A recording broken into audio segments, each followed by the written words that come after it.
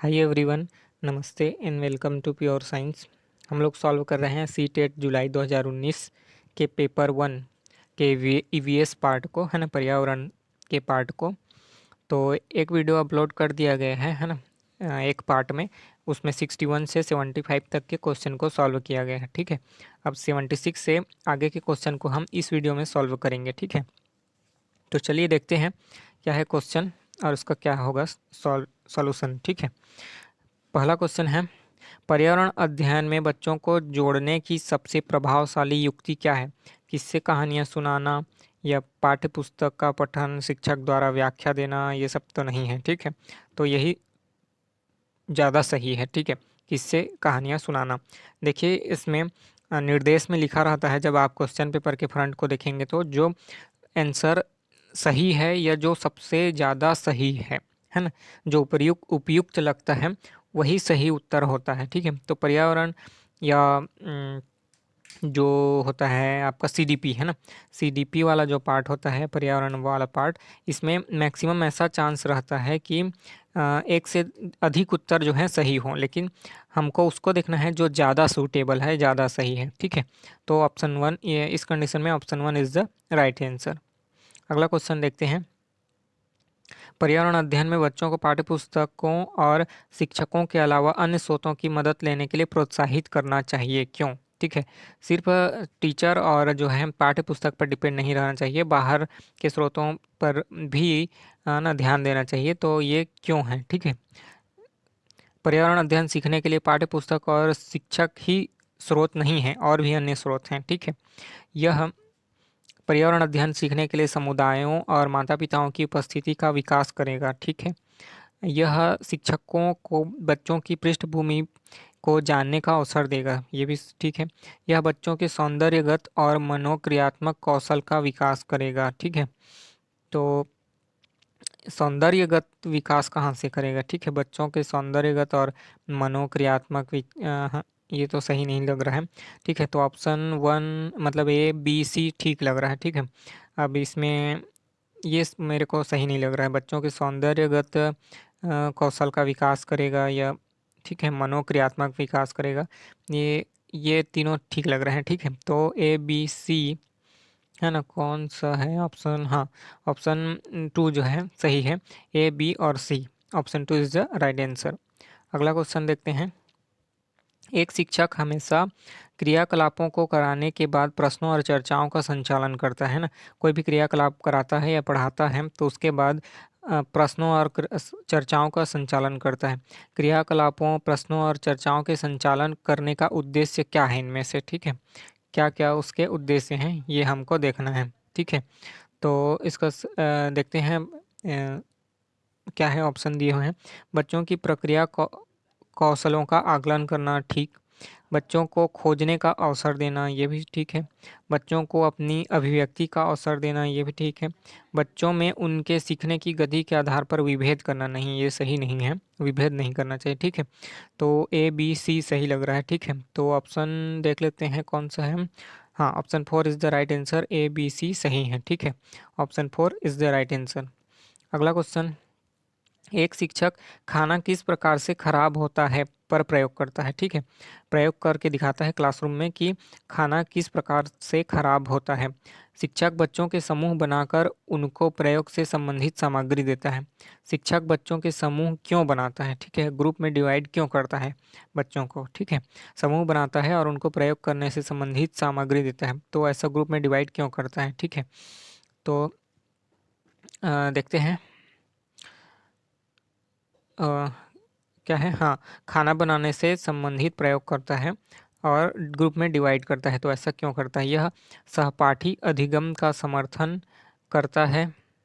ठीक है, सहपाठी मतलब कि जो है एक से अधिक बच्चे एक साथ, है ना, जो है सहयोग करके, एक दूसरे के सहयोग करके सीखने में मदद करें एक दूसरे को और खुद भी सीखें, है ना, तो यह जो है सहपाठी भाव को ना जो उसका समर्थन करता है, उसको बढ़ाता है, प्रमोट करता है। ठीक है, सहपाठी अधिगम को, है ना, मतलब कि एक साथ जो है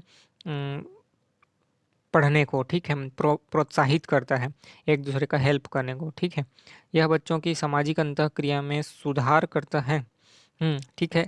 अंतरक्रिया एक दूसरे से जो है सोशल इंटरेक्शन जो करते हैं बच्चे, उसमें सुधार करता है। ठीक है, बच्चे एक दूसरे के साथ किस प्रकार इंटरेक्शन करते हैं, समाज में एक दूसरे के साथ कैसे रहते हैं, एक दूसरे का हेल्प करते हैं कि नहीं, इस पर जो है उसको सुधार करता है।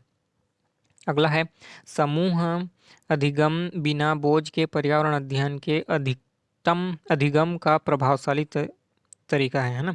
समूह अधिगम जो है बिना बोझ के पर्यावरण अध्ययन के अधिगम का प्रभावशाली तरीका है, नहीं ऐसा तो जरूरी नहीं है। कक्षा में अनुशासन को बनाए रखने के लिए समूह में डिवाइड करना जरूरी है, नहीं ये भी सही नहीं है। ठीक है, ए और बी ही सही लग रहा है।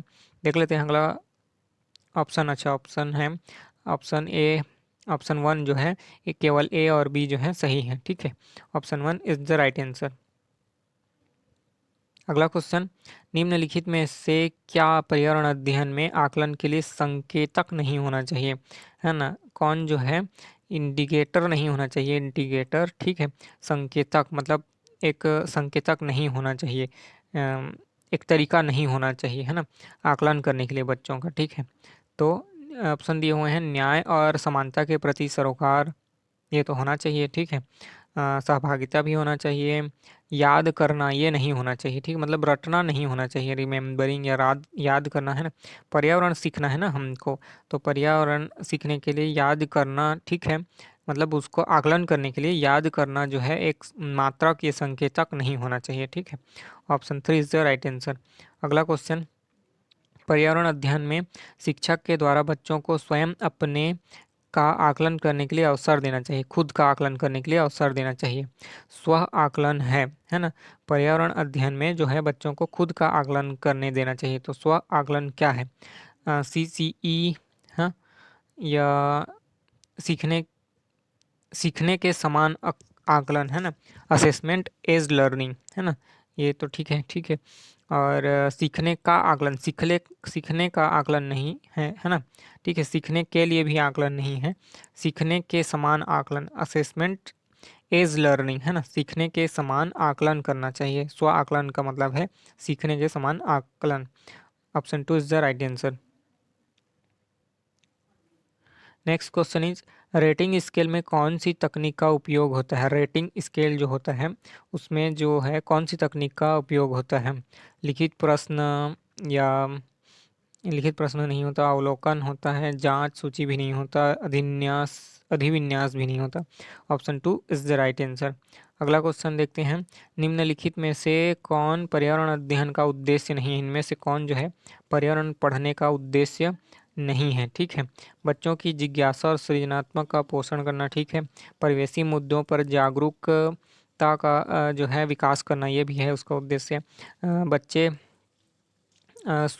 बच्चे को स्वयं अपने हाथ से कार्य करने और खोजने की कलापों से जोड़ना। ऑप्शन थ्री भी सही है।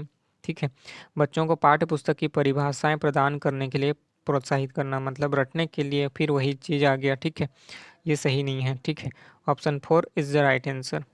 अगला क्वेश्चन, पर्यावरण अध्ययन में चित्र पढ़ना एक महत्वपूर्ण क्रियाकलाप है। चित्र को पढ़ना, ठीक है, समझना महत्वपूर्ण क्रियाकलाप है। निम्नलिखित में से कौन सा संकेतक या संकेतकों का बच्चों में आकलन चित्र पढ़ने के द्वारा हो सकता है। किसका आकलन जो है, किस संकेतक का आकलन बच्चों में चित्र पढ़ने के द्वारा हो सकता है ना। किस संकेतक या संकेतकों का बच्चों में आकलन चित्र पढ़ने के द्वारा हो सकता है।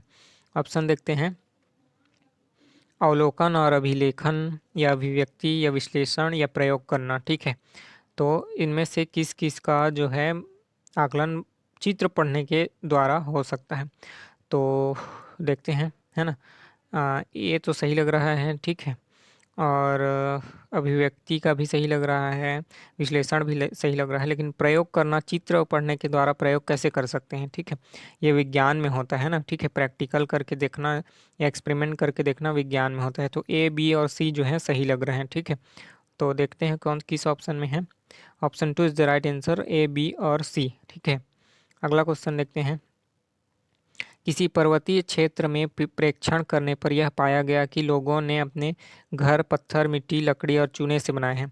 यह घर 2 मंजिले हैं। नीचे की मंजिल पर जानवरों को रखते हैं तथा जरूरत की सामान भी इकट्ठा करके रखते हैं नीचे की मंजिल में, ठीक है, और खुद जो है ऊपर रहते हैं। वह स्वयं अब पहली मंजिल पर रहते हैं। सभी घरों की छतें समतल हैं तथा इन्हें पेड़ों के मोटे तनों से बनाया गया है छत को, ठीक है। यह पर्वतीय क्षेत्र नीचे दिए गए किस प्रदेश में है ना, किस, ये जो सिचुएशन बोला गया है वह किस राज्य में आता है, ठीक है। अरुणाचल प्रदेश या मेघालय या हिमाचल प्रदेश या जम्मू कश्मीर। तो इसका सही उत्तर है जम्मू कश्मीर में ये सब चीज़ किया जाता है, ठीक है। जम्मू कश्मीर के क्षेत्र में, है ना, क्योंकि वहाँ बहुत ठंड पड़ती है, तो ये सब चीज़ जम्मू कश्मीर के जो है क्षेत्रों में किया जाता है। Option 4 is the right answer. झूम खेती में अपनाई जाने वाली पद्धति के विषय में निम्न कथनों पर विचार कीजिए, ठीक है। झूम खेती जो होता है ना, मतलब कि एक ही स्थान पर ना करके अलग अलग भी स्थान बदल बदल करके खेती करना, ठीक है, इसको कहा जाता है झूम खेती। तो एक फसल प्राप्त करने या कटने के बाद जमीन को कुछ साल तक के लिए छोड़ दिया जाता है, ठीक है, ये किया जाता है, सही है। इस जंगल जो बांस या खरपतवार है ना उग आता है उसे उखाड़ कर जला देते हैं, ये भी किया जाता है। खरपतवार जंगल आदि को जलाने पर प्राप्त राख को खाद की तरह काम में लाया जाता है, ये भी किया जाता है, ठीक है। इस जमीन में खेती की बारी आती है तो बीज छिड़कने से पहले इसे गहरा जोता जाता है, जोता नहीं जाता है, ठीक है। अच्छा, माई मिस्टेक है ना, ये झूम खेती का बात कर रहा है, ठीक है। तो ये तो नहीं है, ये तो है ही नहीं, ठीक है। और झूम खेती में एक बार फसल कटने के बाद जमीन को कुछ साल तक ऐसे ही छोड़ देते हैं, ठीक है। ये तो ये जो है झूम खेती का नहीं है, ये भी है ना, ठीक है, ये तीनों नहीं है। ये झूम खेती पहले से कटा हुआ जंगल, मतलब ये एक जगह रहता है ना, उसमें जंगल को काटना नहीं पड़ता है, ठीक है।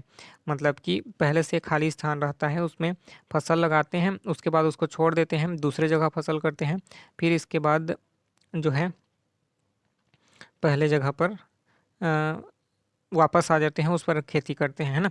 तो ये जो है पहला ही सही है, ठीक है। तो कौन सा इसका हो गया, केवल एक जो है ऑप्शन 1 है ना, केवल ए जो है सही है। Option 1 is the right answer. अगला क्वेश्चन देखते हैं। नारियल डली हुई किसी भी करी के साथ उबला हुआ टैपिकोआ निम्नलिखित में से किस क्षेत्र का प्रिय भोजन है, ठीक है। सही उत्तर है केरल का। अगला क्वेश्चन देखते हैं। आमतौर पर यह माना जाता है कि रात में जागने वाले जानवर हर चीज को जिस रंग में देखते हैं वे रंग हैं। कौन सा रंग, किस रंग में देखते हैं, बैंगनी या नीला रंग में? नहीं, ठीक है, हरा और पीला रंग में? इसमें भी नहीं। नारंगी और लाल रंग में? काला और सफ़ेद, है ना, ब्लैक एंड वाइट देखते हैं, ठीक है। काला और सफ़ेद रंग में देखते हैं, ब्लैक एंड वाइट कलर में देखते हैं जो जानवर रात में जागते हैं, जैसे उल्लू है ना, ठीक है। तो ये जो है ब्लैक एंड वाइट के रूप में देखते हैं। अगला क्वेश्चन है। केंचुओं को किसानों का मित्र माना जाता है, इसके लिए निम्न में से कौन सही कारण है ना। केंचुए मित्र पत्तियों और पौधों को खाते हैं, ठीक है, और जो है इसके मल से ज़मीन उपजाऊ होती है, ठीक है, होती है। केंचुए खरपतवार खाते हैं, खरपतवार को नहीं खाते। केंचुए ज़मीन में छेद बनाते हैं जिससे ज़मीन पोली हो जाती है, हाँ होती है। केंचुओं द्वारा बनाए गए छेदों से ज़मीन को आसानी से हवा पानी मिल जाता है, ठीक है। तो ए, सी और डी है ना, कौन सा है? अच्छा, ये option 3 is the right answer. A, C, D या सी, डी, ए जो है सही उत्तर है। अगला क्वेश्चन, लास्ट क्वेश्चन है।